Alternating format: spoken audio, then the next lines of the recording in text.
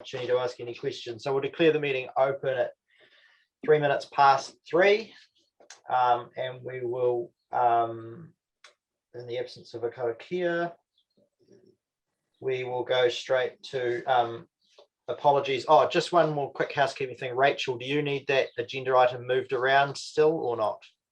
Yes, please, Mr. Mayor. Okay, so so we've declared the meeting open. Before we do anything else, I will, seeing what agenda item it is, that we seek the meeting's endorsement to move agenda item 8 up to agenda item 4. I will. Is that okay? Can somebody move that? That's what happened. That's just so Rachel can be present for the recovery action plan agenda item. Move Martin, seconded Councillor Howard. All those in favour? Carried. Thank you. Right. So we've opened the meeting. Agenda item 1. Apologies. Are there any apologies? Everybody is here. Somebody move. Are we not going to do the public forum first? Yep. Okay. Sorry. That's what's on the updated agenda. Yep. Sorry. Okay. We'll do that. We'll do apologies now. I've started it. Any apologies? Yep. No apologies. So moved Robin, seconded myself. All those in favour? Any against? Carried. That there are no apologies to record. Right. Sorry. We'll do a public forum. So there's one item there of Mr. Lightbounds that has been included in your agenda. Rosalie? I understand there should be another 2, one from Matt Creedon and one from Sue Newman. Yeah, I'm just getting to that. So there's one been included, and the other 2 I will read because they've just been sent by email today. So I won't read Mr. Lightbound's one because it's been there for you all to read. So I'll read the other 2. So this one is from Sue Newman, regards the Cons Creek upgrade. Mayor, Jamie and councillors, as we are in another lockdown and the public cannot be present at this meeting, 25th of August 2021, I would like for my submission to be read at the said meeting. After reading the Cons Creek project status, there are quite a few alarm bells ringing for me, and I'm sure a lot more residents.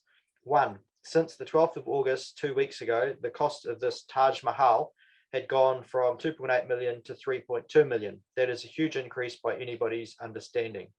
2, I think we were all expecting to see some sort of engineer's diagram of what we could expect to get for this small fortune. I liken it to buying a house unseen. I don't think any of us would do that. 3, again, we have not heard. We told the councillors at the last meeting, not been heard, sorry. We told the councillors at the last meeting, 12th of August, 2 weeks ago, that we could not afford this extravagant expense.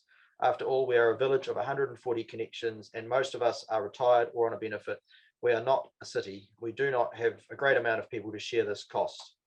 4, if the raw water could be made secure by this upgrade and the rates were to stay at $1,000, then that would be an option. 5, with all of this being said, I am opting for the B option, but only up to stabilising the raw water, fixing the pipes as Bruce Mumm explained at one of the council meetings, and hopefully for when Three Waters comes in, if they come in, they can sort this circus out. Failing this option, I'm in favour of putting in a tank. Thank you for your time today, Susan Lightbound. So that is one of them, and the other one to hand is from Matt Creedon. Matt chairs their community group out there. Good afternoon, Mayor, Jamie and councillors. Firstly, I wanted to express my concerns of the well-being of the retired community of Waimangaroa. This project over the last 2 years has financially blown out significantly.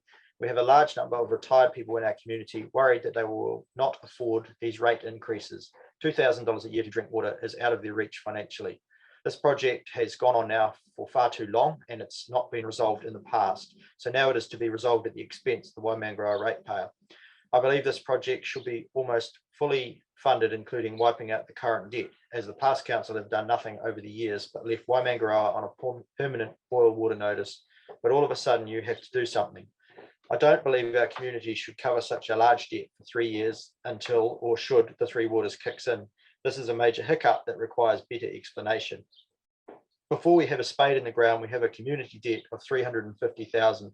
I'd like to know who took accountability for this. I believe someone needs to take a second look at what's being billed. I also wanted to bring attention to the fact in the conforming option, there is no work to be done on secondary intake. We are probably 90% of the time running off No Name Creek as it's clear water during heavy rain, during heavy rain periods. Will all of these projects be drinkable of Cons Creek during heavy rain, or is it worth passing a consent on No Name Creek and running off both? I don't believe this has been discussed enough. I was looking forward to receiving this report. However, reading through the pages and pages of figures and costs to ratepayers and more figures and of course risk, I was left rather disappointed. Where is the engineered design of each project, and where is the breakdown costs spread out step by step to getting these extravagant project costs? What do each of these projects actually look like? I expected to see some sort of design that was to be voted on, plus actually see where costs would potentially be going. How a vote can be achieved on figures with no breakdown costs of a full project is beyond me. I look forward to the community consultation process. Kind regards, Matt Creedon, Chairman of the Waimangaroa Ratepayers Association. So that is the only two bits of correspondence, and then the Mr. Lightbound's one that's in your agenda pack. So that's public forum. So you've all heard that, and obviously both relate to all three relate to the Waimangaroa water paper later on in the agenda. Right, so we're moving along. Members' interest. Agenda item 2. Are there any members wish to disclose financial or non-financial interest in any agenda items today? Virginia, you have your hand up. Sorry, so when is Mr. Lightbound's letter going to be addressed? It's in the agenda pack, so councillors have read it. Okay, it will be part of that item then, huh? Okay. Yes. Thank Yeah, you. it's all part of public forum. I didn't see the need to read it out when it's been provided to councillors as part of the rest of the papers. I guess I've tested the meeting. Do people want me to read that one out? Nope, fine, thank you. So members' interest. Are there any members' interest to declare financial or non-financial? Not seeing any hands up. Can somebody move? There are none. Councillor Weston, seconded Deputy Roach. All those in favour? Aye, carried. Thank you. Unanimously. And if I say unanimously and it's not, then just keep waving, because it isn't that easy to capture everybody's hands up. Right, confirmation of minutes of the previous meeting. Which is agenda item 3. Are there any items of correction or questions as to the accuracy of those minutes from our meeting held 28th of July?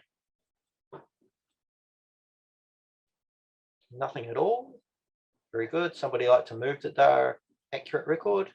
Moved Councillor Bowden, seconded Councillor Sampson. All those in favour? Aye. Any against? That's unanimous. Thank you. Right. So agenda item 4 is being replaced with agenda item 8, which is the draft recovery action plan on page 167 of your diligent. And I will go to, is it Vin or Rachel going to speak to it? Rachel? Thank you, Mr. Mayor. I'll pick that up first. What we've presented for you here, councillors, is the first version draft of the recovery action plan. This is the document, the strategic document that will set the scene for the recovery activities to come over the next 12 months and beyond. It is a living document in that we expect, as we move through the recovery and the needs of the community changes, then this document will change alongside that. It's there to guide what we're doing in the recovery on a day-to-day basis. It's there to tell us what success looks like in the recovery, and therefore what we're aiming towards and where we should be focusing our energies. You will see that it is broken up into what we've called 5 environments. They reflect how the recovery team is set up to function, where we will have function leads in each of those environments who are responsible for driving that work forward and making sure those recovery plans are put into action, but not necessarily doing the doing. They will be working with our partner and stakeholder agencies to make sure that we're delivering on that recovery plan.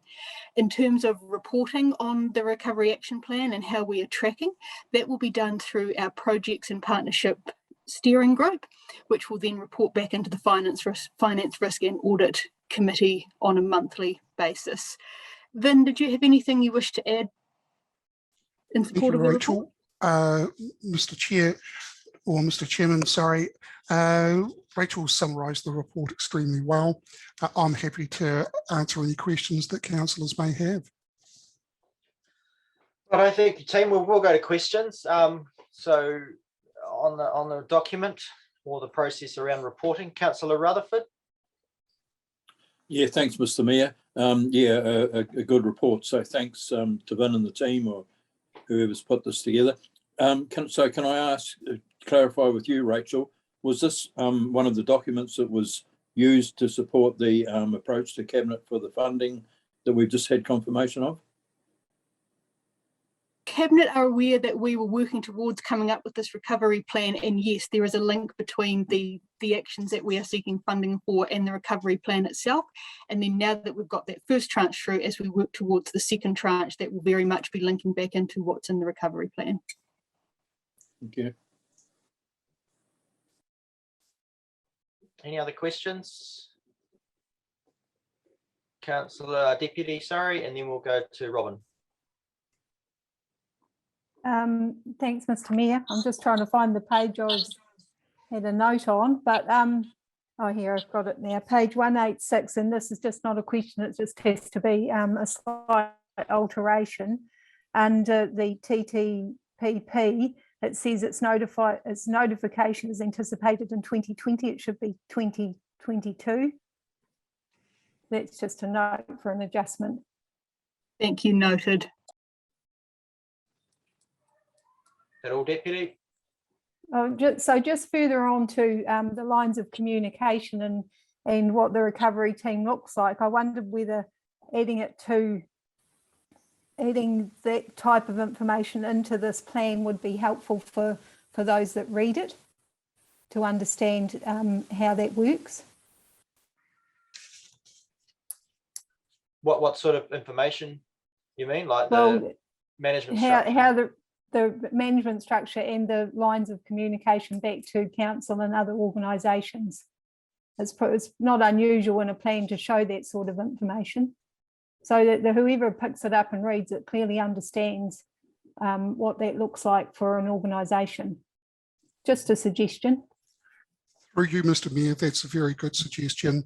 At the time of writing this draft recovery action plan, that hadn't been determined. And as that is determined, we will add that in to provide the further clarity that Deputy Chair Roach has, or Deputy Mayor Roach has actually suggested. Thanks. That probably further speaks to I think the early discussions we had with Vin and the team, that this is a living document, isn't it? It's intended to evolve as the recovery progresses. I don't know if we cover that off in the talk about it. Absolutely, Mr. Mayor, and the plan itself speaks to that in the introductory paragraphs as well, saying that this will evolve as the recovery evolves. Yep. So we'll go to Robin, and then I think Sharon Mason had her hand up, but no, she's all good. So Robin. Yeah, this is a draft after all, so all sorts of things can be added in or amended. But I just wanted to say thank you for the work that's been done. You know, there's clearly been a huge amount of work completed by the staff, and you know, in this busy time, and I just want to say thanks for all that good work they've done. Thanks. Thanks, Councillor. Brilliant. Anyone else got questions on that? Ned.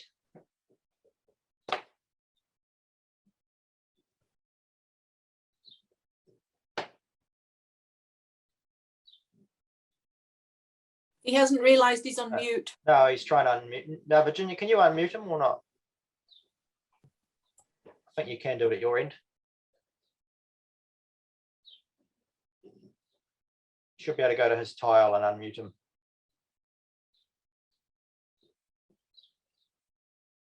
Hang on, Ned. We're working on it.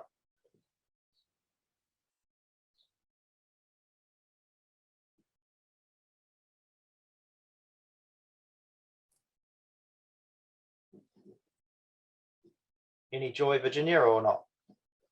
You're on mute as well, by the way. The host can normally unmute anyone they want. or mute them. Okay, so I've asked him to unmute. That's Okay. the option that I have. I think you can, oh, okay, I thought you could force do it. I can make him do it. Okay. Oh.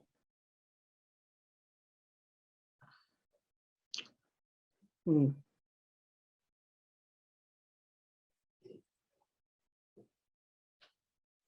I can't see him at all now.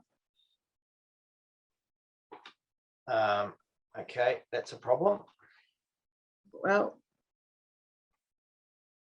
Ned, can you try unmuting yourself with your finger instead of using your pointer thing?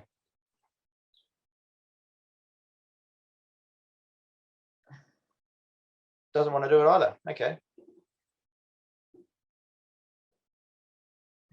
All right, that's a problem. Could I suggest if Ned could he type his question or something into the chat window? You could try that. I don't know if you're aware of chat, how the chat function works, Ned. If you just touch on the chat thing at the bottom, and you can type in a question.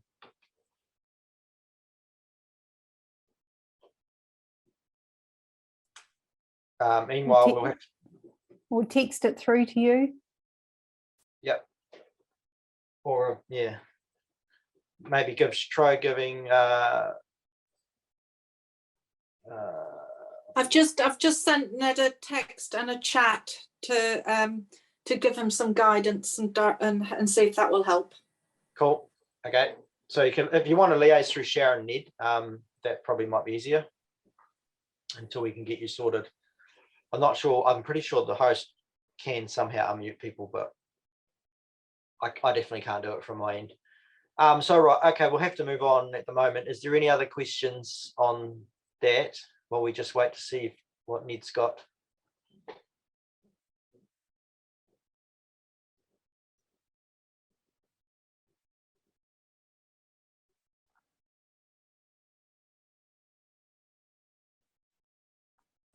Okay. Mr. Mayor, I think we need to move on. Yeah, I think we do. I'm just nervous about moving and endorsing it without having finding if Ned's issue is material. Can Sharon give Ned a quick phone call? Please, yeah. He's not answering me.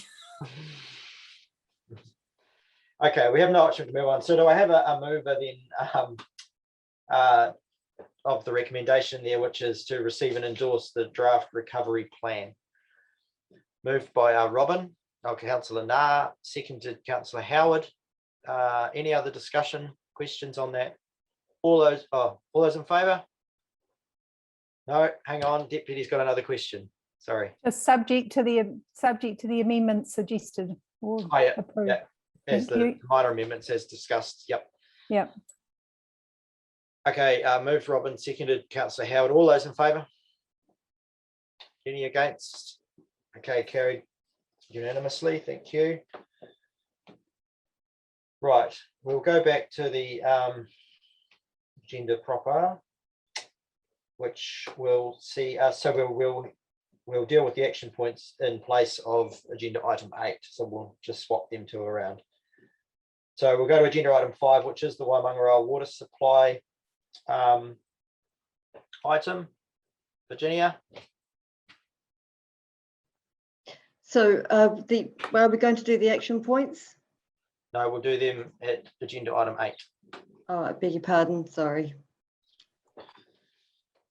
Right, so Waimangaroa water, we've heard from the 3 items in the public forum. So the way this is a big paper, tricky paper, and so I've decided on a way forward, I think, in order to test and provide some I think some guidance to move this item along. I'll introduce the paper, and then I'm going to suggest some alternative resolutions to those that are recommended. And I'll then open it, if I have a seconder for those, I will then open it for the group, and I'll be generous in terms of the time and questions around those resolutions, those suggested resolutions that'll be on the table, hopefully.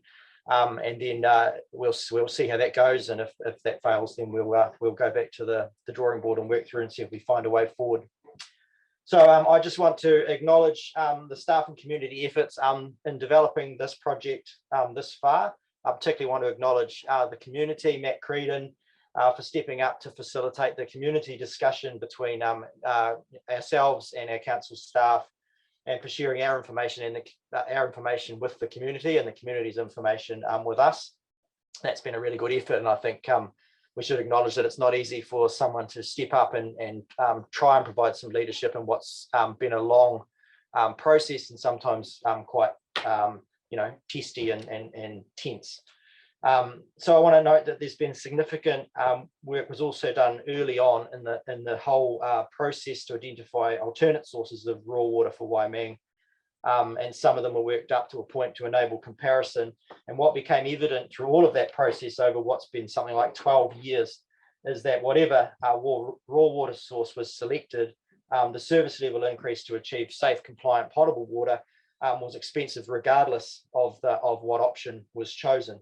Various public feedback, first with the Water Board and more recently with Matt Creedon and the Ratepayers Association or stakeholder group, has indicated that the public very clearly wanted to see Cons Creek as their water source for a variety of reasons. And I'm comfortable that, that as I've just described it as a very brief synopsis, but an accurate description of why we've arrived at Cons Creek as the options on the table today. What? Oh, she's talking to someone. So our March resolutions then focused every effort on working up solutions based solely on Cons Creek with varying levels of risk, costs, and compliance.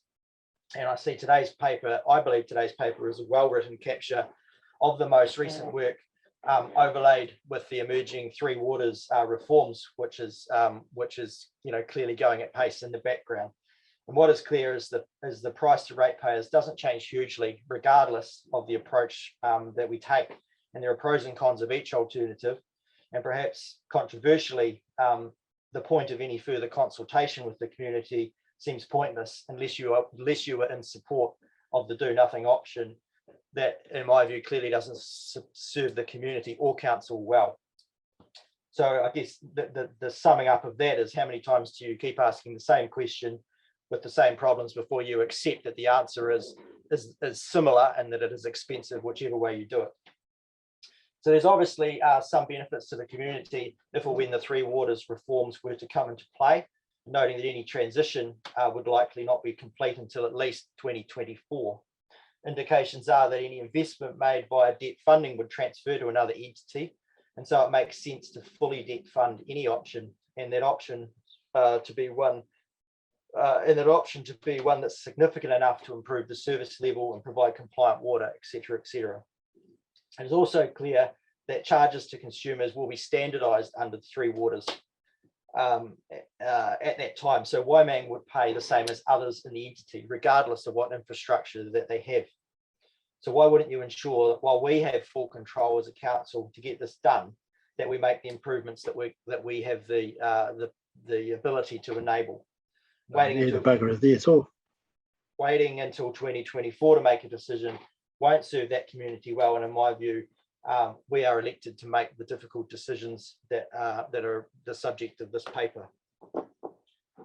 In the meantime, assuming that we approve any project today, the community are facing significant affordability issues for water, and I want to foreshadow that I will be tabling a resolution that isn't foreshadowed at all in your papers, that will seek to address some of the affordability issues. So I will test with you a project option that I believe we have to be a bit innovative to help the community get ahead on this, and to explore options to bridge that gap between actual cost of the new system and what is affordable given the Three Waters reform context, especially given the likely clarity we will have on the reforms before any new rate is locked in through the next year's annual plan process. So that's so I'm going to ask Virginia. I flicked these into her earlier because this was how I thought I would approach this agenda item. So I don't know, Virginia, can you screen share? I've put together some resolutions that I want the meeting that I will be seeking a seconder for. And so we have them there. So some of them are not dissimilar to what is in your agenda pack. So I'll just read through them and then I'll see if I have a seconder. So I move that that we, 1, note the strategic implications of the government's Three Waters reform program on council water supplies, including Waimangaroa. That we, 2, approve alternative C, the value engineered option, as the preferred compliant project to provide safe, reliable and adequate drinking water supply for Waimangaroa, and note the project budget of $1,950,000. I move that we approve the $270,000 reticulation renewal and improvement program be included in the alternative C project scope, provided it can be achieved within the approved budget of 1.95 million. And 4, then this is the resolution that speaks to the affordability option and doing what we can to mitigate that. That I direct the Chief Executive to report to Council on the opportunities and risks to Council of internally bridging the actual cost of the upgraded Waimangaroa water supply to connected residents and the water rates previously consulted on in 2021, giving consideration to Three Waters reform timelines and indicated provisions of those reforms, such as debt transfer and/or the better off payment component. And this report is due to Council prior to the setting of a new Waimangaroa water rate and will be consulted on as part of the annual plan 22-23. So I got Virginia to share screen there so you can read it in front of you. That is how I shall move. And again, when screen sharing, I don't see many of you. Is there anyone prepared to second that approach, just to get the ball rolling? Quick, speak up. I am Jamie. John Councillor here. Bougen. So moved myself, seconded Councillor Bougen. Okay. We might take the screen sharing off, just so it's easier to see, and then we'll open it for discussion. I think I've probably I will introduce it as the mover, and I'll reserve my right of reply at the end. So the resolutions on the table, as I've put them there, I believe represent our best effort to satisfy our obligations as a water supplier, whilst being a little bit pragmatic about the options, costs, and risks of alternative C. It's certainly not the Taj Mahal, but it is compliant, and it has an element of future proofing. In terms of cost, we know Three Waters reform has potential to relieve communities such as Waimangaroa of the true cost of compliant water. So my fourth resolution seeks to explore any opportunity to leverage that should it proceed, including absorbing some cost in a type of bridging between what the community pays versus the true cost. And this will be available to you as decision makers prior to any rate setting for next year's annual plan, and will become part of public consultation on the annual plan in 2022. So that's where I'm at. I see your hand up, Martin. So that's just to introduce the broad thinking behind the resolutions as I've tabled them, and we'll open it for questions. And Martin, you are first. Yeah, when I first came to this meeting, reading what we read, I was starting to listen to what Susan had said about like more or less quitting and get the raw water in and stopping there because of the unaffordability issues. From what you've just presented there, that sounds really good. So basically, just in layman's terms, that sort of means that they're not going to be at risk of paying more than it was around that $1,000 mark, and we can proceed with that option C, and it's not going to be a risk that it's going to blow out in their rates. Is that what I'm hearing? Well, I'll speak to my understanding, and I'll look to any of the staff that want to raise their hand. But my intention and understanding of that is that the rate that they're paying now is locked in until till the end of June next year anyway. So that's set. That can't change. And before the next round of rate setting, we will have that paper come back to council that will explore every opportunity to potentially exploit whatever opportunity comes out of the Three Waters. So I can't preempt it because council has not made a decision to join the Three Waters reforms. So it's not impossible that we get to June next year and there are no other options except for the community to fund that under current policy.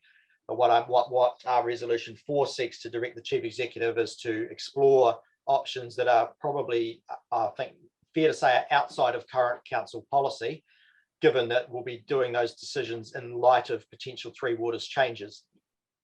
So that's the best I can, we can't promise what we don't know because we haven't opted in or out of Three Waters. We don't have clarity on that. But the point is nothing will change until there'll be another round of consultation and discussion and an opportunity for councillors to decide whether or not we would wish to absorb some of this cost or whether or not it would sit fully with the ratepayers in June. Yeah, thanks for That that. answers your question. Councillor Weston? Yeah, thank you, Mr. Mayor. Does that include the 400 from the Ministry of Health or whatever? That option won't, no. Okay. I don't know, Mike, do you want to speak any further to that? But that's my understanding because they've made it quite clear that the only option they'll support is the lowest risk, which is the option A, the preferred conforming.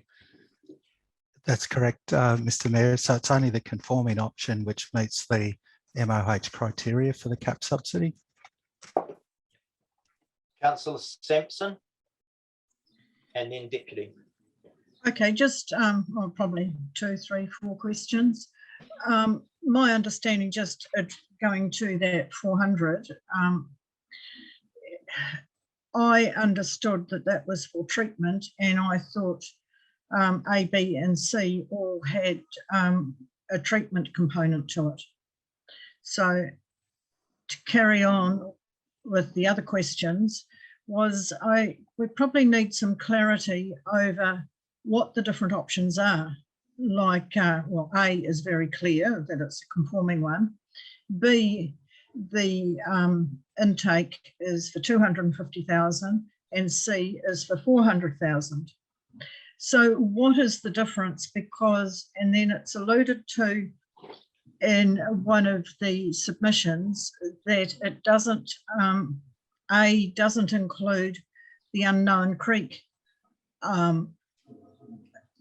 water. So what does and what doesn't include that, and what is the different points of difference between the well, 3 options really?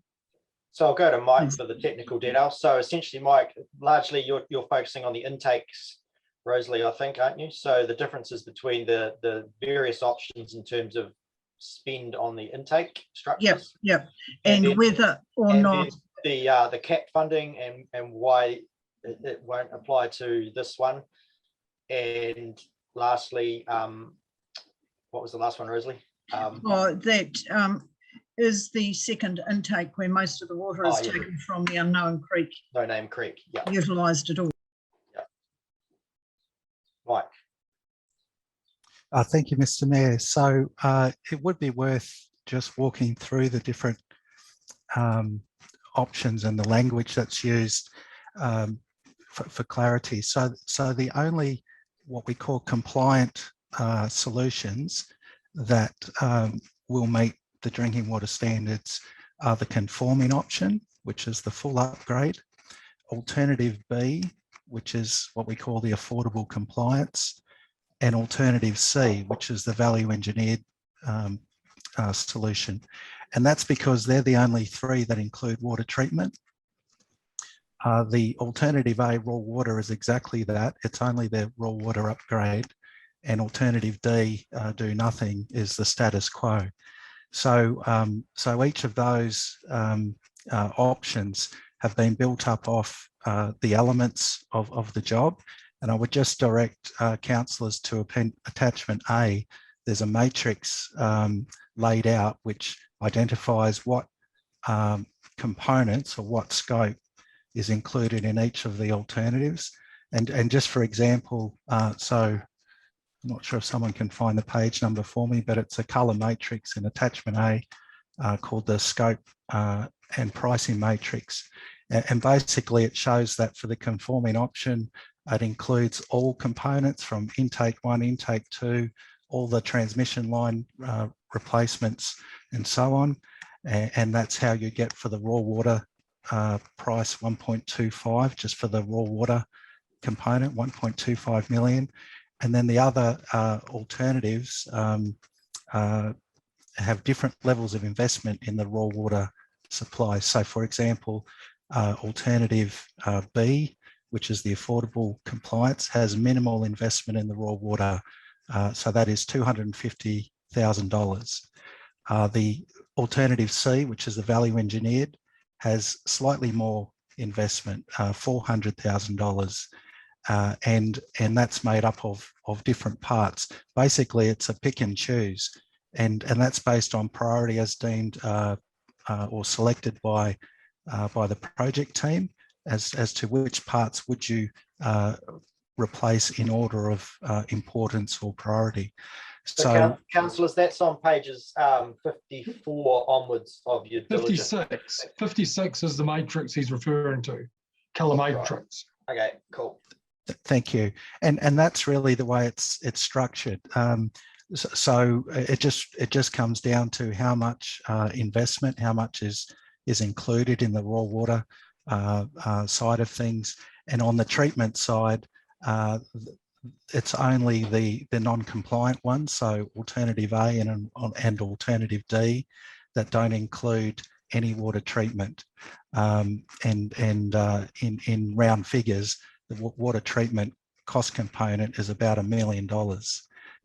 So that's why there's the price is built up in that way. And the question on No Name Creek. Yeah, so that's the source that we call the secondary supply, and in the conforming option, it's included to be or intake 2 to being part of the solution, and that's all around resilience. So that for the most resilient solution, it's to rely on as much raw water source as possible, and what we do with the less resilient solutions is drop off intake 2, for example, on the affordable upgrade, which is alternative B.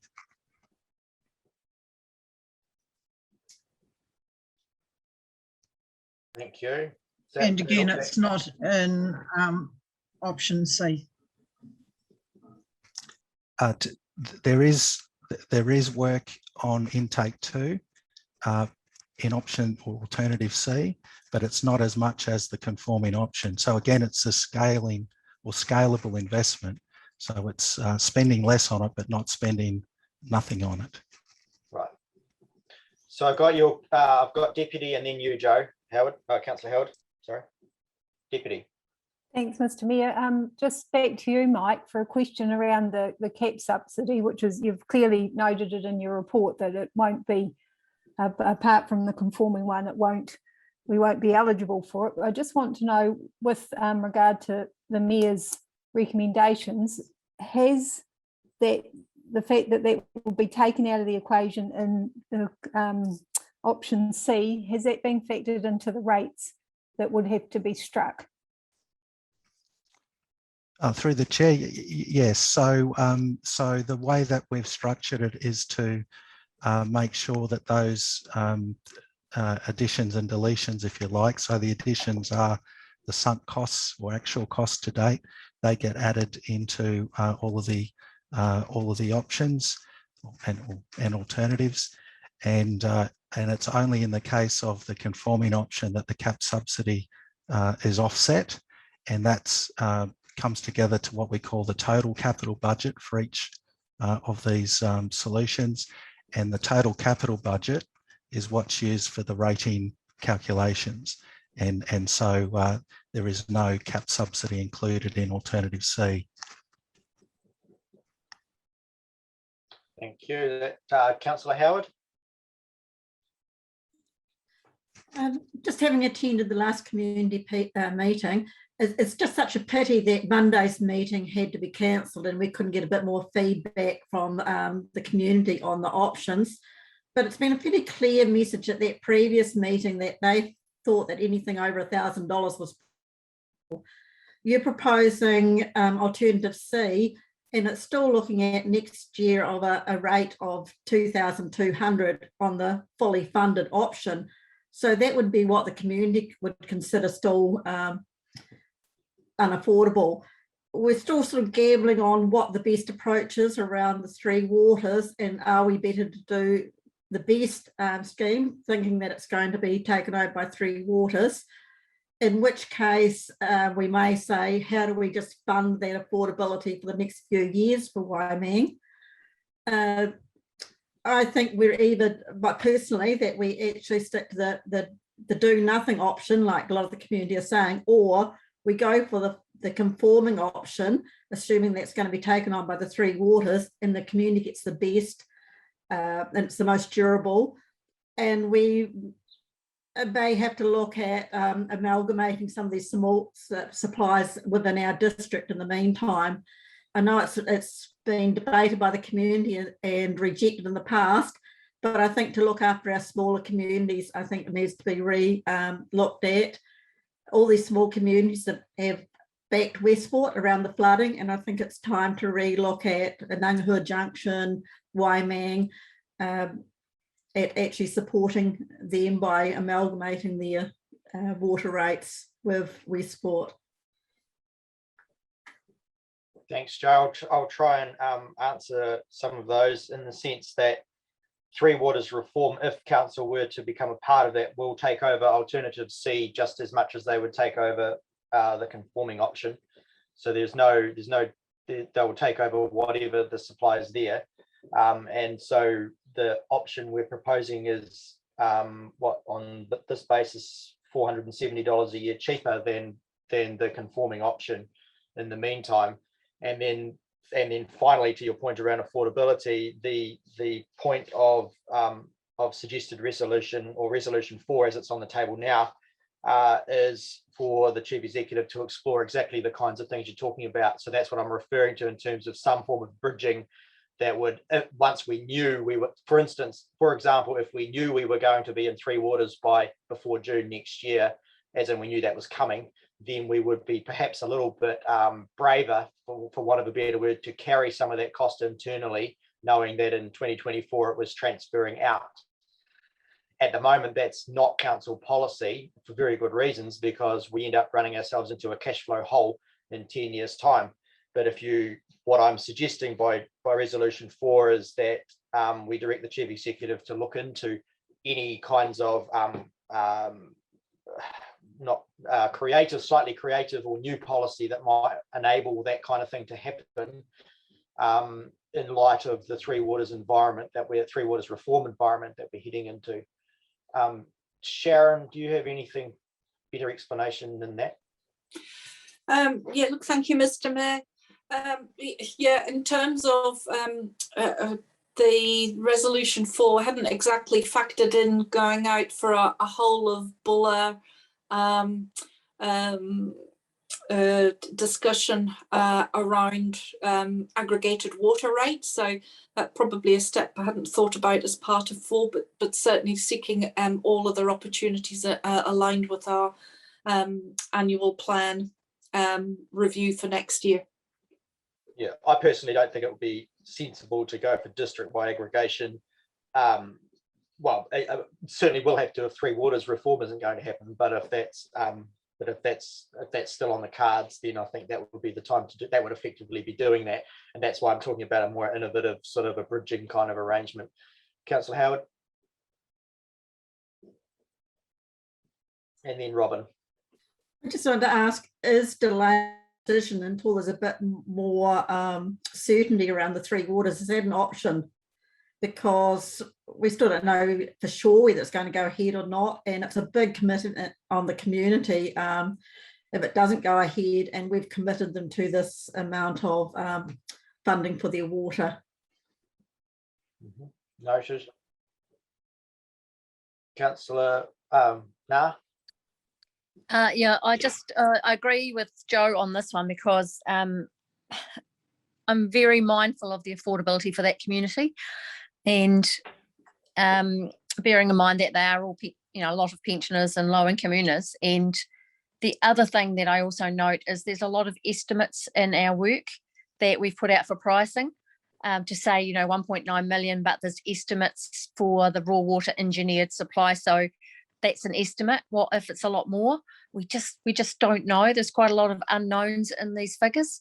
So I'm very worried about committing to 1.9 million and then finding that actually, hey, no, it's 2.4 million. I have another question is the allowances. What's that wording for? Does that just mean contingencies? Where it's got allowances on the end and there's like 400,000 and 500,000 on all different ones on each project.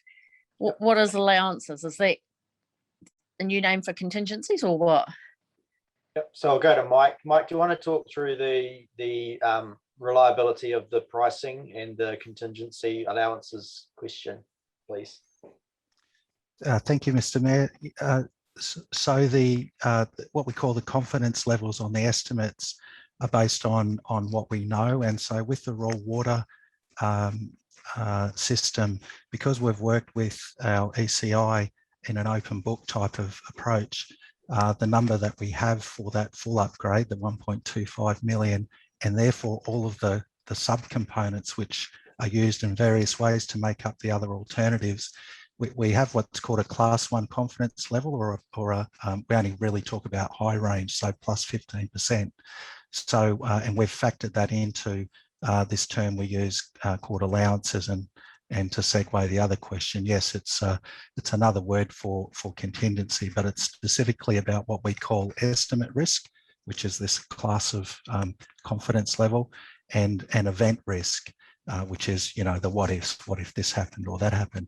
And what we do is we aggregate that to come up with an overall allowance.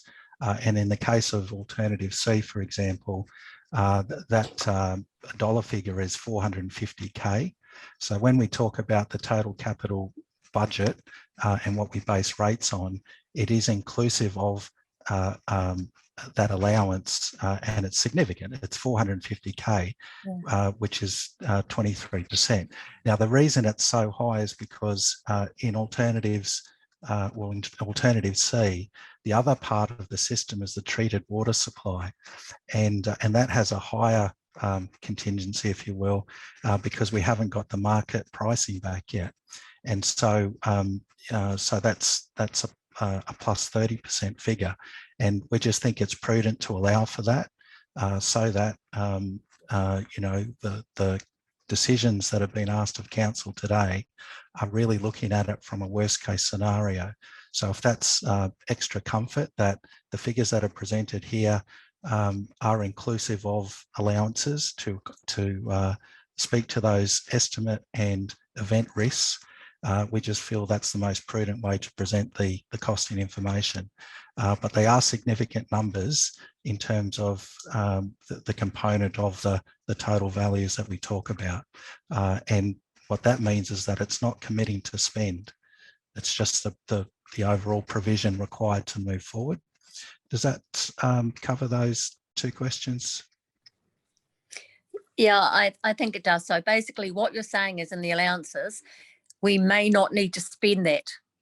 Like if we put out a tender and the raw water supply comes in at, say, and like for alternative C, I think I'm in the right place, 400,000, well, and someone puts a quote in and it's only 300,000, or it's 450,000, we would use 50,000 of the allowances money. Correct. The allowance is there as a protection against, needing to come back to council. Okay, thanks, Mike. Councillor Rutherford. Thanks, Mr. Mayor. So look, just a couple of wee points. If we were to take the resolutions that you've proposed this evening and we were to adopt them, question of Sharon, would we therefore need to go and rescind the motions of our earlier meeting whereby we committed to the fully compliant option? And the next question is, I note that in agenda item 7 regarding the Three Water reform, we're asked to move to pass a resolution, resolution 2, that says that we should note a major change is required for Three Water management, even if reform does not proceed. So that's a paper by our staff. They're clearly already acknowledging that there's going to be some significant changes required without reform. You know, I don't want to preempt paper 7, but clearly they've been applying some thinking to this, and it must surely impact on the decision we make around the Waimanga water supply. So what are we talking about? Major changes required. If even if it doesn't proceed, we should be taking that into account now when we discuss these particular issues. Absolutely. So I'll answer it first, and then I will go to Sharon or Mike for their view. So what that's indicating, Phil, that the resolution you're talking about in the later agenda is around what's becoming really, really clear, and Waimangaroa is an absolute classic case in point, is that compliance for our small communities is just simply not affordable. And so Three Waters at the moment is perhaps a shining light of saviour coming over the horizon that may be able to help solve some of those issues. But if Three Waters were not to eventuate, then we're clearly going to have to look at a different way, a different model of how we fund compliant water, because the requirement to comply is effectively decoupled from council. So the requirement to comply is going to be there regardless of whether it's us doing it, Three Waters doing it, or it's the local school doing it. And that's just how it is. So I think that's what that refers to. But Sharon or Mike, if you want to add further to that. I don't think it refers to anything specific, as in there's any plans around specific organisational change within council. It's just that clearly something will have to change in order to be able to fund the compliance requirements going forward. Sharon.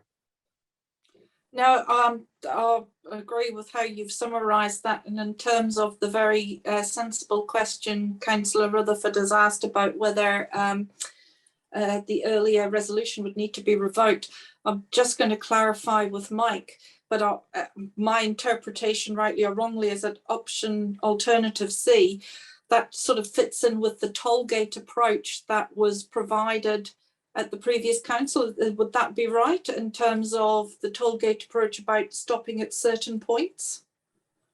Would option C fit into that? Because if that is the case, then we wouldn't necessarily need to revoke that. Yes, so that's correct. What council resolved in March was to, support a compliant drinking water system, which alternative C is. It's not as resilient or as low risk as a full conforming option, but it certainly meets the test as being compliant to drinking water standards, and that's substantially because it would have a water treatment plant. That's the very thing that the current system doesn't have. And just echoing Mr. Mayor's views or commentary around what it means in the whole context, it's actually that the requirements for compliance, no matter who the water supplier is, will be the same, and it's going to strengthen with the regulator Taumata Arowai, who are standing up, and will have the mandate and capability to enforce compliance, let's say more than the current regulator has had the ability to do. And so essentially the country's on notice that compliance to drinking water standards, and in fact Three Waters across the board, if you think about compliance to consent conditions and RMA and freshwater management, all that is coming. And really the signal is that actually without the Three Waters reform that's been proposed by central government, if you have to do it yourself, it's a much grimmer picture, I would say, especially for low rate base councils such as Buller. So the two are connected in my view. Thanks for that. Does that answer your question, Phil? Yeah, basically, but I mean, why aren't we exploring what it means in practical terms? Because we're now talking about the community that's going to be most affected by it. Shouldn't we be sort of signalling that, as including in your recommendation 4, that one of the things we will explore is aggregation of the 3 waters within our district if the 3 water reform does not proceed? Take your point. I'm open to it. I'm wondering if that makes it bigger than Ben-Hur, but that might be. It is. But look, otherwise, you know, you've sort of addressed what my questions are. Yeah. Councillor Bougen. Thank you, Mr. Mayor. Can I just sort of point out a couple of fairly obvious things here? When this was first discussed a year and a half ago, and in terms of the consultation that's been talked about going to happen again and again and again, is that we gave them exactly what they wanted, which was Cons Creek. There are much cheaper alternatives, which every single one of them said they didn't want. They only wanted Cons Creek. So on the basis that they could afford whatever Cons Creek cost was deemed to be the issue. We're now in a situation a year and a half later where, quite frankly, they can't afford to do nothing, so let alone to do anything. So what we're doing here is throwing a lifeline out, and the lifeline is one that is sensible in the sense that if 3 waters does go ahead, then that takes us dead off our books, and Waimangaroa will have a perfectly good water system, compliant and all the other bits and pieces. And that's the only way that's going to happen. So the other thing we need to, and if we don't do it now, and then 3 waters comes in, how many years is before someone in Wellington says, let's go and have a hunt north of Westport and see where they need some water? It is going to be way down the list. So if we don't do it now, and it doesn't get wrapped up in the 3 water payout and take over in a year and a half, 2 years time, it's never going to happen. The other thing to point out here is that we've already approved 1.45 million, done, dusted. And so option C, maximum, as Mike has pointed out, is 1.95 million. So at 1.45, that's still going to be rates of about $1,500, $1,600, which they were perfectly happy to pay back then. That was explained to them, the rate's going to go up, not an issue, we want Cons Creek. So the differential here, and if you take the toll gate approach, which Sharon Mason has been talking about, is that the differential is the water treatment plant, and let's get through to the 1.45 or thereabouts, and then the next $500,000 will be if there's money available for it. So I don't think we have any option but to do it now, because if we don't, this whole thing's going to drag on, and I certainly do not want to be discussing this in another year's time. This has been going on for 12 years. It's ridiculous, and it doesn't matter what is put up, it's always wrong. And we are charged as councillors to give counsel, and we don't have to keep going back and finding out what everybody thinks about it, because it's a committee designing a camel. And for God's sake, let's just make a decision, move on, and give the people what they need and what they want. Thank you. Thank you, councillor. All right, there's a couple of councillors haven't had a say. If they want to raise their hand now, Deputy, I'll give you another go, and then Councillor Hawes. Thanks, Mr. Mayor. So I'm supporting what Councillor Bougen has to say. I think there's no affordable option here except for do nothing, and to me that's not acceptable in any way, because it poses a huge risk to the community around their supply. And with regard to Councillor Rutherford's suggestion about adding to your resolution around the option of going forward about aggregating, I would rather not have that in that resolution, because I think it in a way preempts it.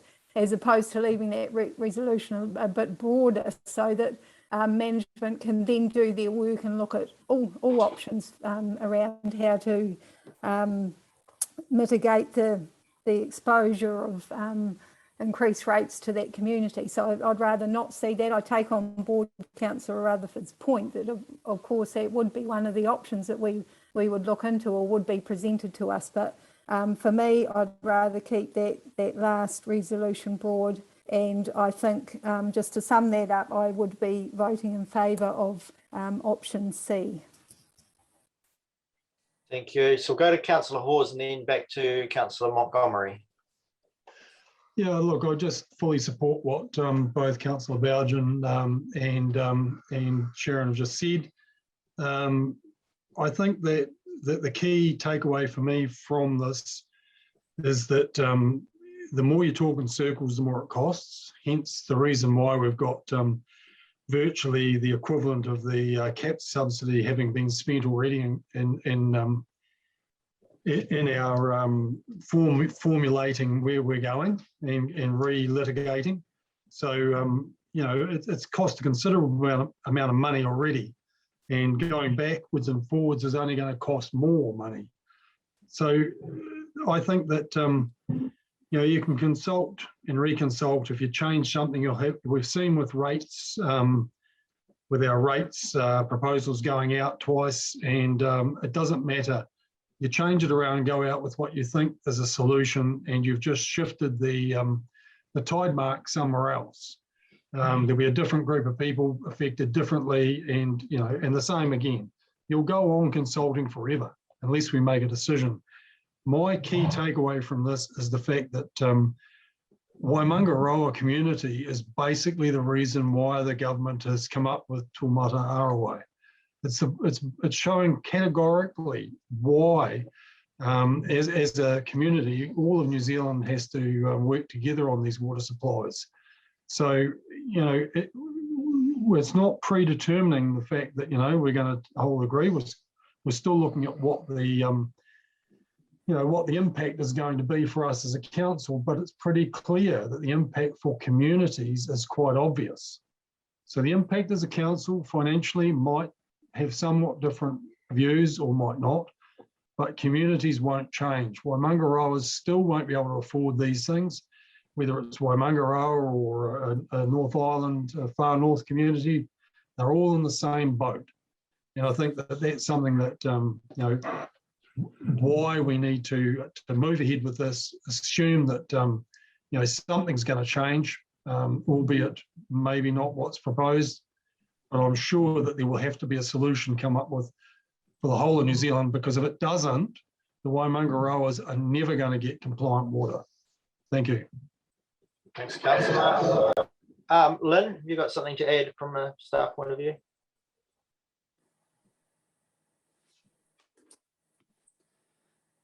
You're on mute. If I unmute, that would help, wouldn't it? Yeah. Thank you, Mr. Mayor. I think that your suggestion for the resolution is very sensible.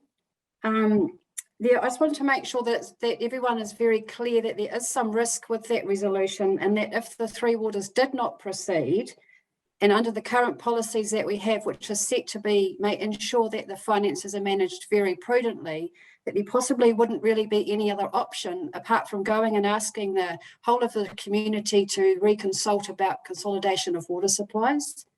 And so therefore we would fall back to either potentially loaning funds, but maybe there's another option. I'd just like to bring forward, just as a last minute thinking, is that if the cap subsidy of 400,000 isn't available under the discussion that's been had around alternative C, it sounds like that's probably where the discussion's heading.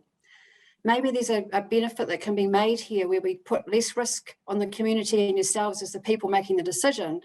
Maybe if the cap funding's not available, then maybe the option would be to actually delay the timing of the project so that the rates would fall due later. So rather than rushing ahead in the next 2 years to complete, maybe it could be phased slightly differently so that by the time it's well understood with the Three Waters reform, that could give an option that may support.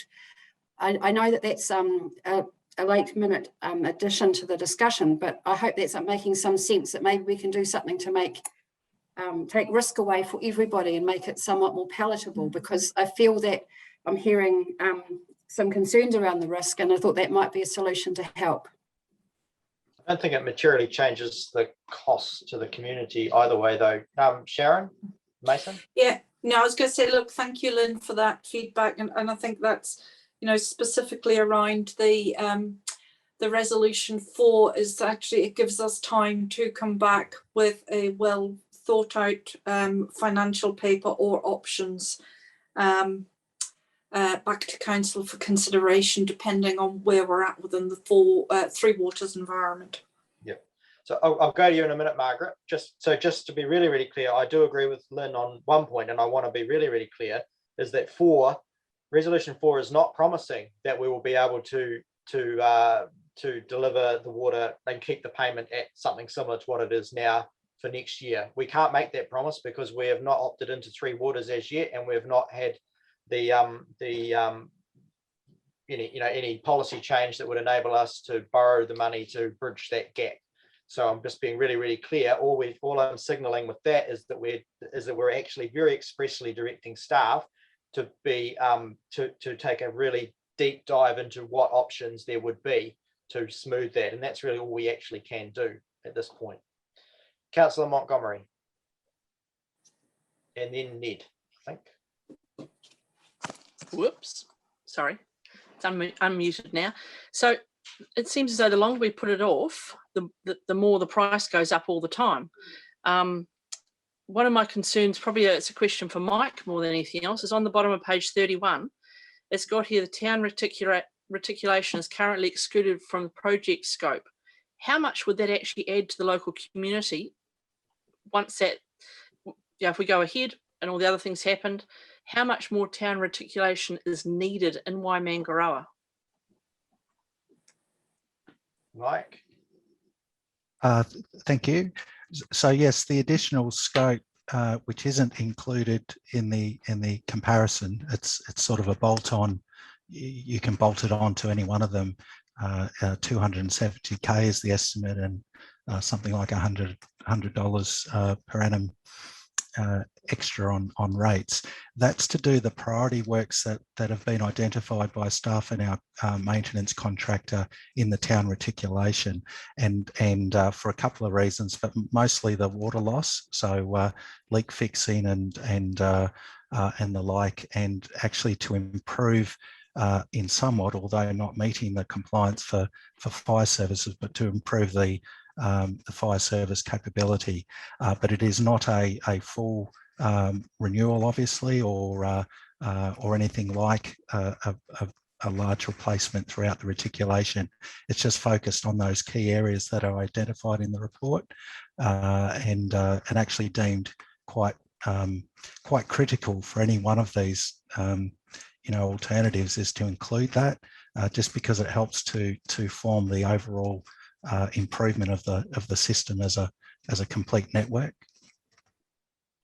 Councillor Montgomery, just to be clear, resolution 3 is approving that work to be done, provided it can be done within the approved budget of 1.95. So that's sort of like encouraging or empowering the staff to try and include that within the contingency. That's the intention.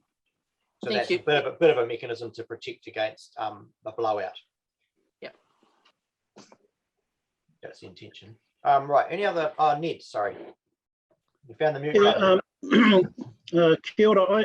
I sat in on that meeting over a year ago now, where the community people gave their submissions, heard the discussions that went on between councillors getting towards the end of the hui that day. There was a thought running through my mind, and that's actually come true. Is there going to be a change in mind here? I certainly support what John and Sharon was putting forward. There's a word on it. I'm not going to translate it, but please don't tuck a he on those people up there. councillors. There's a saying in the world that I move in, too much hui and not enough doing. Well, I think in terms of this, you've got to start doing and less hooeying. Kia ora. Kia ora, Ned. Thank you. Righto, councillors, I'm ready to put this to the vote. I'll reread the resolutions before we do. Is there anyone else that hasn't spoken that wishes to? Jamie, can you just screen share those recommendations or those resolutions? Okay, we'll do that. So I will end the discussion and we'll go into closing. I'll do my closing remarks, and then while I'm doing that, Virginia can screen share and we'll read back through them. So in my view, as a council, we've in some ways inherited a legacy of indecision, but that indecision has been by prior councils probably for all of the right reasons. And what it's resulted in is 12 years of circling back on decisions and refining proposals to work with a community looking for that elegant solution. I think what we're seeing today is that there is no real elegant solution, that simply doesn't exist. There is risk and there is cost, and there is that juxtaposition between our requirement to comply versus the community's ability to pay for that. So whatever solution that we present is wholly unpalatable to the community based on cost. And I believe as a council, it's simply unfair for us to continue to expect them to be the ones that make a decision. It is simply our job to do that. You're asking them to choose between what cliff they want to jump off, and it is just not a fair question to be asking them. So I think today we've got an opportunity to draw a line under that. This circling for 12 years has cost well over $300,000 now. And so every time we go back to the community and we revisit this, we're adding cost, we're adding indecision, and we're adding lack of direction for staff going forward. So although this isn't an elegant solution, it is a compliance solution. It is a pragmatic approach to investing into the infrastructure for Waimangaroa. I'm confident that we've covered as best we can the ability to explore all avenues to mitigate the increasing rate that could bear down on the community from next year. And again, making no guarantees that will be achievable, but all we can do is look at what is legally and palatable to council as the year progresses. And of course, I think we've given due consideration to Three Waters, and we're taking our best read on what that means politically in terms of timing of that and what's likely to be included in that. And we've got, as best we can, again, measures in place to revisit the rating thing via a community consultation as part of the annual plan next year. So yeah, that's probably all I've got to add on that. So I'll reread the resolutions, which are: we resolve 1, that we note the strategic implications of government's Three Waters reform program on council water supplies, including Waimangaroa. 2, we approve alternative C, value engineered as the preferred compliant project to provide safe, reliable and adequate drinking water supply for Waimangaroa. And we note the project budget of $1,950,000. 3, we approve the $270,000 reticulation renewal and improvement program to be included in the alternative C project scope, provided it can be achieved within the approved budget of $1,950,000. And resolution 4, we direct the Chief Executive to report to council on the opportunities and risks to council of internally bridging the actual cost of the upgraded Waimangaroa water supply to connected residents and the water rates previously consulted on in 2021, giving consideration to Three Waters reform timelines and indicated provisions of those reforms, such as debt transfer and/or the better off payment component. This report is due prior to the setting of new Waimangaroa water rate and will be consulted on as part of annual plan 22-23. So that's been moved by myself and seconded by Councillor Bougen. Can we remove screen share? Oh, Mike Duff, just before I put it to the vote. That better be a technical question. Sure is, Mr. Mayor. It's really for clarification. The 1.95 million doesn't include the sunk costs. So if you wanted to add wording to the effect of that budget plus cost to date, that would be accurate, and that would be what the rates have been based on. Okay. Okay. Would it be more accurate just to use the terminology project budget? Because the sunk costs are there regardless of option. Yes, so the project budget of 1.95 is correct for alternative C, but the rates also include the sunk costs. So just to be very clear, the language would be 1.95 million plus actual cost to date. Okay, I'm happy with that addition. Councillor Bougen, are you happy with that addition? Yes, I am. Thank you. So the resolution then will read at resolution 2 will be what's there, noting the project budget of $1,950,000 plus actual costs to date. And resolution 3 will include the same at the end of that, approved budget of $1,950,000 plus actual costs to date. So with that change, Councillor Howard, I have done my closing final, I've lost the terminology now, end of the day. So it is ready to go to the vote. We have no further discussion once I've done that. So all those in favour? Are there any opposed? Any opposed? Councillor Howard, you were the only one opposed, so the resolution is passed. Councillor Montgomery, did you vote? Just checking. Yes, you're in favour. Okay, so resolutions 1 through 4 have passed, with the only opposing vote being Councillor Howard. Right, thank you, everybody. Can I suggest we have a quick break? Is that what everyone would like? I just wouldn't mind a 5-minute breather. It's been quite an intense paper, and it's very intense dealing with all of this in front of us on the screen. So we'll reconvene, please, at 4:25. Just a 5-minute break, toilet break. Thanks. Bye, right on time. Well done, team.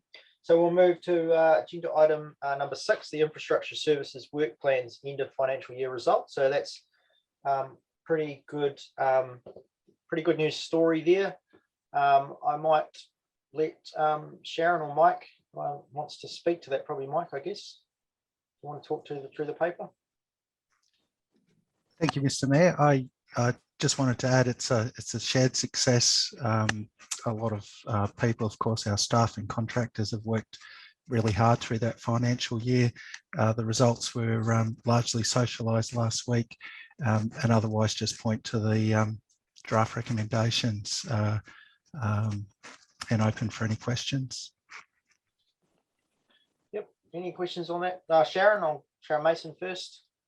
Yeah, thank you, Mr. Mayor. And thank you, Mike. I just want to acknowledge fantastic work by the team, and from a consistency point of view over the last 3 years, it really does. It's good news for our community.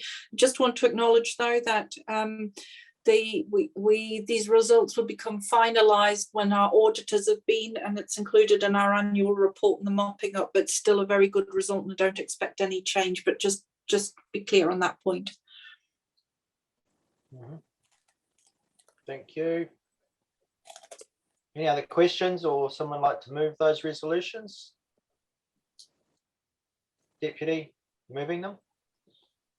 Moving 1 through 3, seconded. Robin, or you got a question? Seconding? Seconding.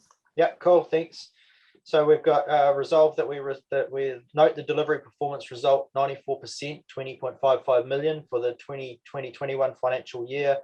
A, meets the KPI target range of between 90 and 100%, and B, reflects a 55%, $7.29 million increase in additional service delivery compared to the last financial year.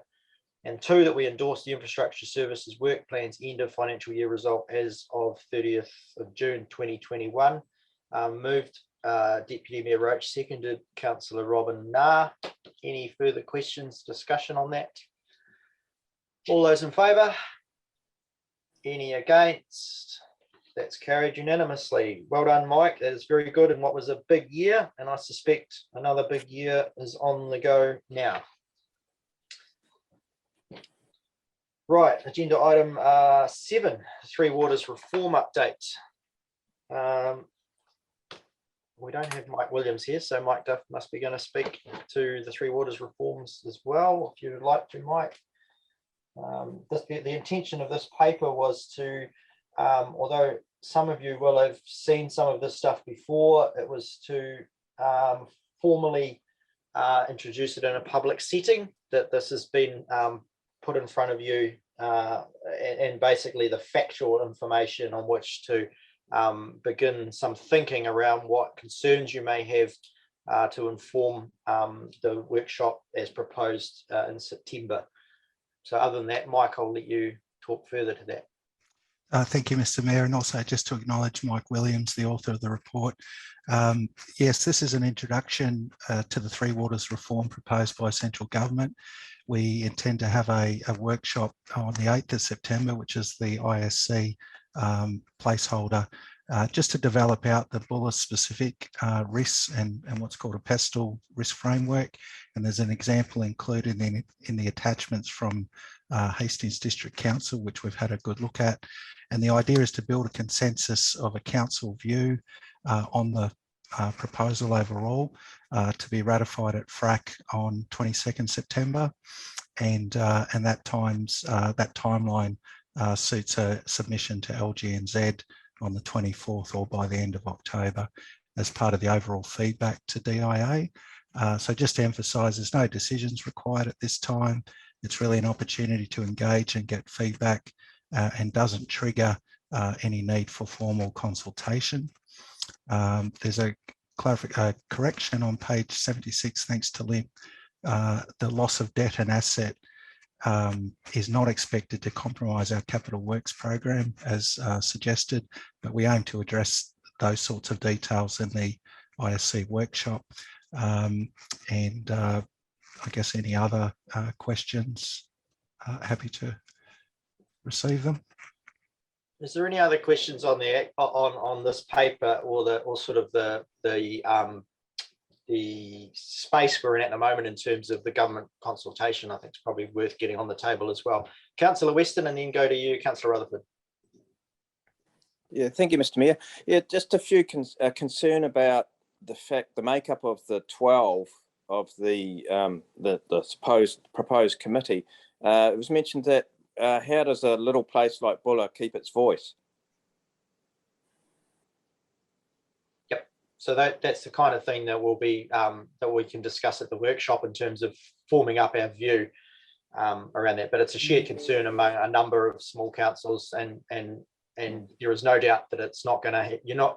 The communities will not have a direct line to the controller of their water supply like they do now. There's no doubt about that. That's obvious, but yeah, good point. Councillor Rutherford. Yeah, thanks, Mr. Mayor. Look, so my question is for Mike, and I think there's some you've alluded to it in some of the papers.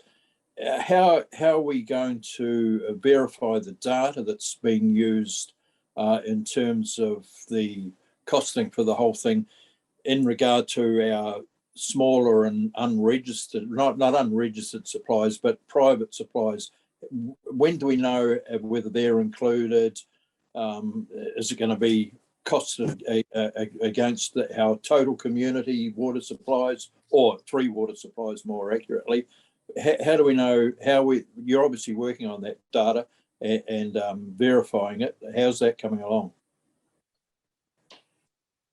Yeah, through the chair. So the answer is we don't have a lot or any data on non-council supplies, and this is one of the key questions that we do need to find out, through the next phases of the proposal and discussion, is to what extent does this reform include? Because we've already highlighted and flagged actually to central government that at this stage council can only really speak to what it has let's say, ownership and control over. There's so many different examples of private water supplies that we wouldn't even pretend to have data or have the ability to include that. And we actually made a submission to the Water Services Bill, if you recall, to specifically raise that we want to be very clear that at this point in time, council can only provide information and data, and in fact can only represent the water supplies for which it is the provider and the owner. So that is one of these things we have to clarify and make clear, because we simply don't have any of that information on non-council water supplies. So a subsequent question, have we included data on all supplies that we rate for, even though we may not be seen as the owner? We've provided data, so asset information, you might say, and valuations for everything that we have.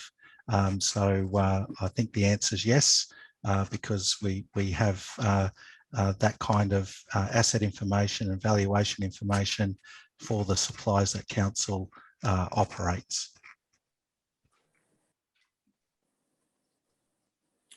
Okay. Any other questions? I'll just, I'll probably just make a little bit. There's a lot of, there's quite, and I assume some of you will have been getting emails and things from concerned members of the community around the Three Waters reforms. And unfortunately, there's a lot of information floating around that is not necessarily factual in terms of what the reform is proposing. And the intent of this paper was to put in front of you some of the actual stuff, some of the actual information around what's proposed, noting that there is another round of decision making from the Crown required to clarify some of the and harden up, I guess, the data on some of the numbers, especially the financial stuff. And so for the kinds of things I'm talking about there is, like, at the moment it is still optional whether or not councils participate. Some of the larger metropolitans are suggesting they won't be in, which clearly will have a significant impact on the dollar amount that the remaining people in the entity would have to pay. So there's a reasonable amount of public rhetoric calling on the process to be slowed down from the government's point of view, and my view is actually we need them to provide that information before we can really go to our community with any clarity around whether or not we're interested in being a part of the reform. So that's and that's very much the next step. So at the moment, the Crown are not asking us to opt in or out or commit anybody to anything. It is about feedback into the process, what we do and don't like about the reform as tabled to date, and then that's our ability to influence the entity formation and what have you. And then in due course, we'll then be able to come back with a more robust proposal that we will either be making a decision to opt in or out on, or potentially the Crown will remove that decision from us and say, well, everybody's in. And that's certainly one thing that's been talked about by a lot of mayors around the country. Councillor Rutherford. Yeah, thanks, Mayor Jamie. Look, so my question then is, if we're looking at this holistically, why wouldn't we be running a similar exercise over if we were to do something similar just within the district, i.e. aggregate our supplies, giving a comparison, what is the impact of that versus the Three Water reform, so we can start making some informed choices around things like that?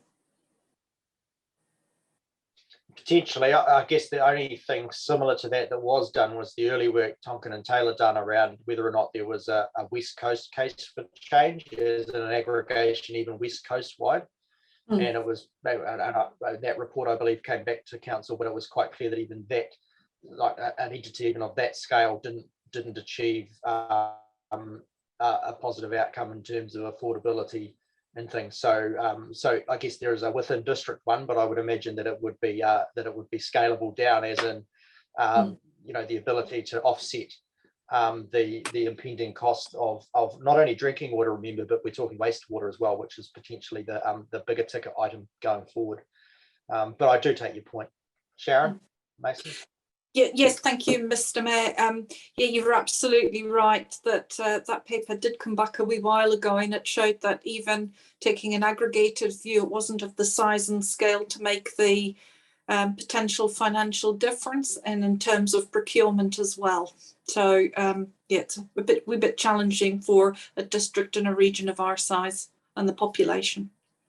So Mayor Jamie, I just want to point out that I never expected that it would, but it's just another tool in the decision-making process, and we could, you know, potentially tell our community, hey guys, we've looked at a range of options, including an aggregation within our own community, and that would be the effect of that, and whatever, and it would show that the impact would be not the same as the Three Waters reform. But I just thought it's just another piece of information. That's all. Yeah, no, I take your point. Right, any other questions on that, where that is heading? So I look forward to you all digesting that information, and then we have a good constructive workshop on the 8th, assuming that we pass that resolution shortly. So would someone like to move the resolutions as there? Councillor Rutherford, you're moving. Seconded. I'm happy to second it. Seconded by myself. Moved, Councillor Rutherford, seconded by the Mayor. 1 through 4. You're happy with that, Councillor? So we'll read them out. Resolve that Council receives the information in attachments A through G. 2, we note that major change is required for Three Waters management, even if reform does not proceed. 3, we hold a workshop on the 8th of September to seek clarification on Council's position, with feedback to be presented back to Local Government New Zealand by the 24th of September. And 4, we note that further advice will be presented to Council in October 2021. That's moved, Councillor Rutherford, seconded myself. All those in favour? Any against? That's unanimous. Thank you. Right, we move on to agenda item 8, which is replaced with agenda item 4, the council action points. So if you refer page 19 of Diligent, I think it is. Yep. I don't think there is any anyway, but someone moved that there is an empty action point list. Move Councillor Nah. I've got a lot of glare on my screen, sorry. Seconded Councillor Montgomery. Yeah, all those in favour of a blank action point list? We have no action. All in favour, unanimously carried. Thank you. Right, Chief Executive Officer's report. Sharon. Thank you, Mr. Mayor. Just really draw councillors' attention to the new structure that has been put in place with regards to the recovery and the structural charts that show how we're going to manage the recovery going forward. I just want to reassure councillors that we mustn't underestimate the challenges associated with the recovery and the length of time that it is likely to take, and that is based off really good sound information shared with me and others via NEMA, looking at other areas around the country and taking into account Kaikoura and Hurunui and the number of years that took. Although the hazard was slightly different, there are some similarities there around challenges. So and naturally, the first tranche of funding that we've got through will go some way to assisting that, and we'll soon start the second conversations around a governance group to oversee and help inform the second tranche of funding. And then really just, I'm sure Councillor Howard has already circulated her report with regards to the local government reform workshop. I wasn't able to attend, but it was just merely noting that we're in the early stages of this reform, and that the panel are an information gathering basis to help inform the terms of reference that will go back to the Minister. And really, I just want to point to item 3.4 around the Punakaiki water supply, land acquisition and easement update. So rather than write a separate report, we have utilised the Chief Executive to report just to outline where we are in that and that environment and position and the next steps. And we just put in the summary of the timeline there. And if you've got any questions related to that, I'll refer them to Mike. But that's it. Thank you. Okay, open that up for questions.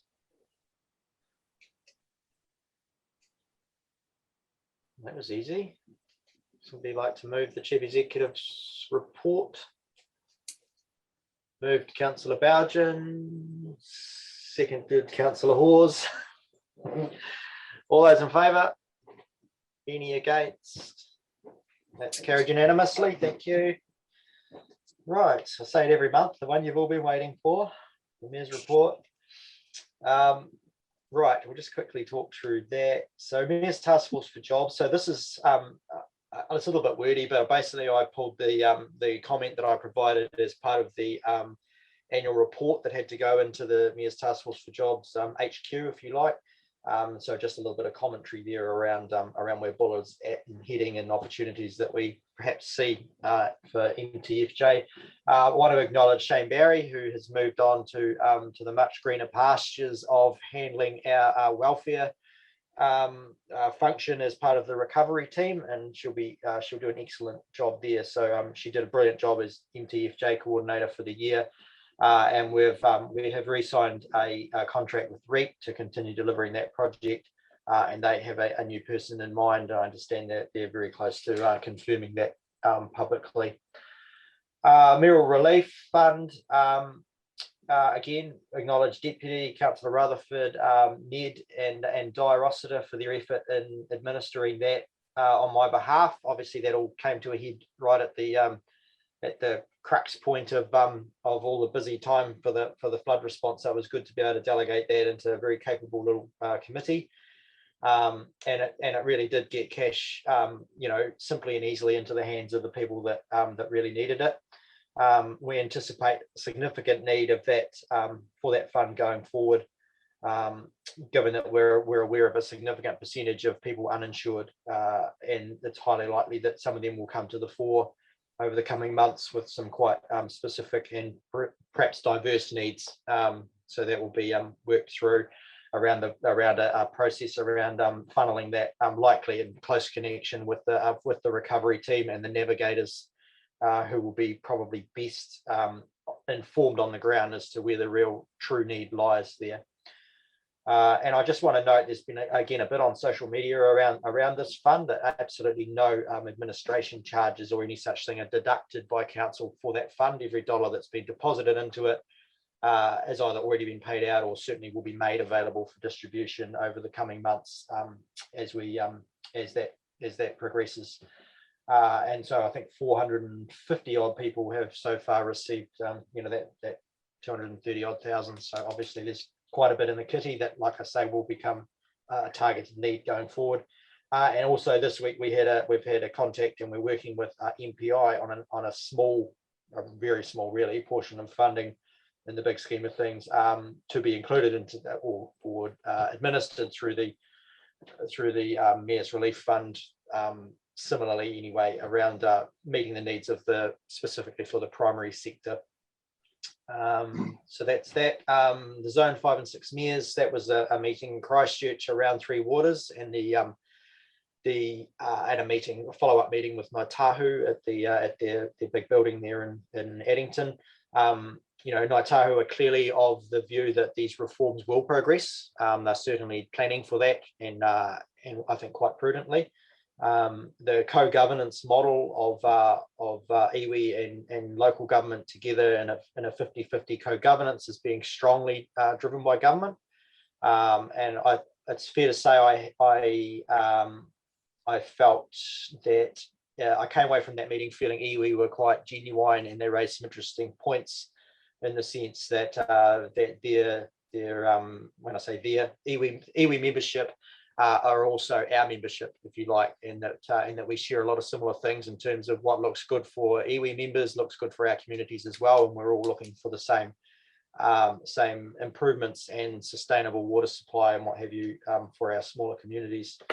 So that was sort of the outcome of that. Again, they were kind of looking for a local government joined up, mutual agreed approach on Three Waters, and I think there is such difference among our different councils that simply isn't possible, other than the sort of high level agreement that we all want to work together, because there's still that tension between metropolitans and rural, and then perhaps more uniquely in Canterbury, some suppliers that have a number of stock water, so very rural stock water supplies that will all be captured by this, and how the reforms will affect that.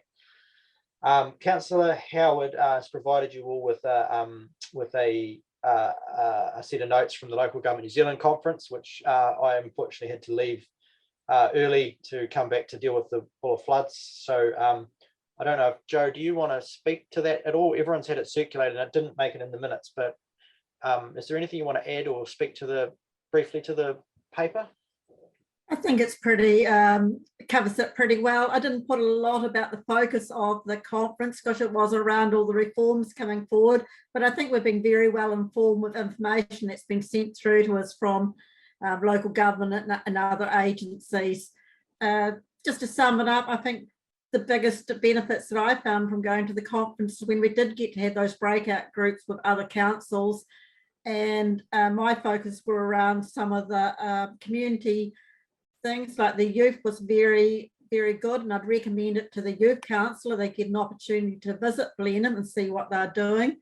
And I really enjoyed the visit to Renwick to see how the council was liaising with their smaller communities.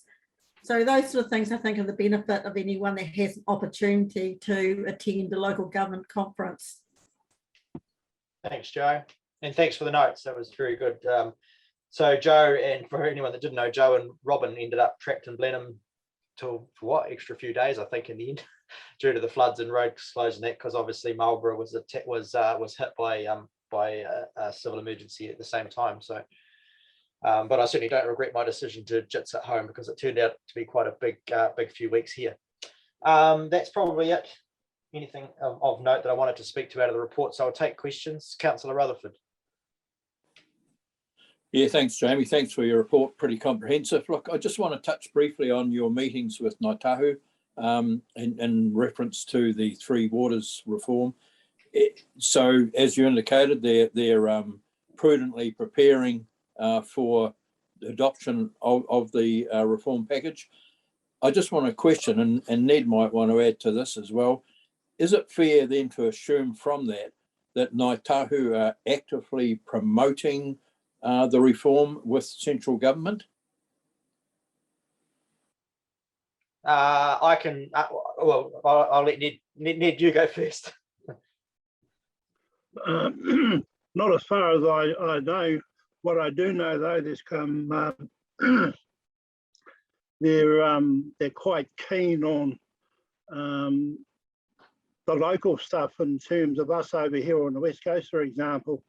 Whatever, if this thing happens, whatever particular grouping that Westland and Buller finishes up in, I think the intentions is all those specific areas is that, and I think Jamie alluded to it before, it's in our best interest if we support each other. That's the wee bit that I know. Yeah. So further to that, Phil, I think potentially yes, but with some caveats. So the point they're at, they've hired Price Waterhouse, and there's been a small group of mayors out of the zone 5 and 6 have been put together. I don't have the list in front of me, but there's about 5 who have been empowered as a little working group to work alongside Ngāi Tahu. Again, similar to what we're going to do in our workshop, in our council workshop later in September. They are working on anything they can do to influence the form of the entity. So they've definitely advocated strongly for Entity D to be just the Ngāi Tahu Takiwā, and for all the reasons that they argue for that. And but they've established some non-negotiables in terms of what they believe Entity D should include. And it's things like, and I probably can share that with you, but it's all pretty high level. But there's not, there's minor things that we may still be able to influence, and Ngāi Tahu are probably bring a reasonable amount of influence to the table to enable that. So it's things like for the procurement of entity D, we may be able to have something written in there around that the procurement has to have a more of a local focus or a social procurement element, or you know, of the entity, that those kinds of things.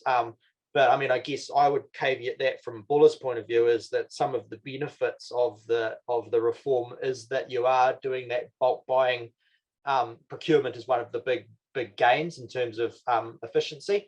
And so I think if you were going to force social procurement, you need to be doing that with eyes wide open, that comes at that may erode some of the benefit of the reform. So it was along those lines, and it was around making sure that the local government representation on the entity, the governance boards, is representative of sectors rather than, you know, being loaded with metropolitan. So making sure you had a metro view, you had a rural view, you had a provincial view, you know, and that sort of thing. So yeah, more or less using their power joined up with a joined up entity D approach to influence what can be influenced in terms of the final design of the entity. But they are very much using language like they fully expect this to happen, and so it's happening. So let's work together to make sure it's kind of got the shape that we want.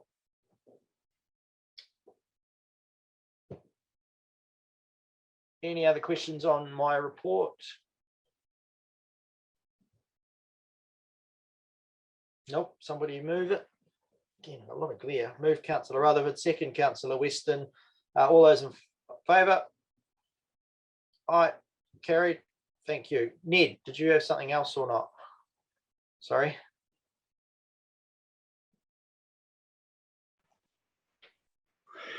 God, I forgot what I was going to say. But anyway, I think in terms of the question that you asked before, in terms of the government and Ngāi Tahu, Phil, from our experience with dealing with successive governments over the year, they've got a way of trying to divide people. Now, if you can think back to the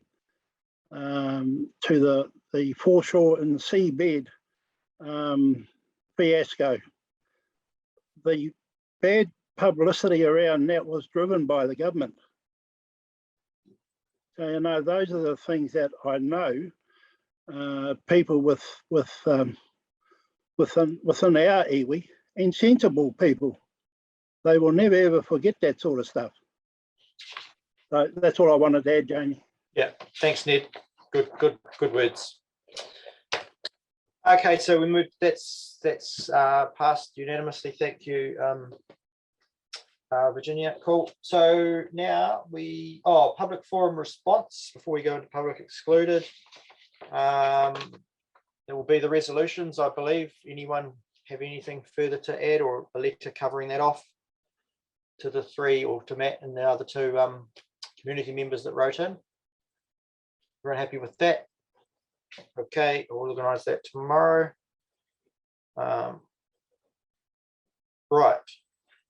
Public excluded. Somebody resolve that we move. Thank you, Alan. Great. Cheers. Council, well, I'll move that we resolve the public be excluded from the following parts of proceedings of the meeting for item 12 and 13 for the reasons listed there. Do I have a seconder? Seconded Councillor Bougen. All those, or any discussion required on that? All those in favour? Any opposed? That's carried. Public excluded now. Thank you. Right, this is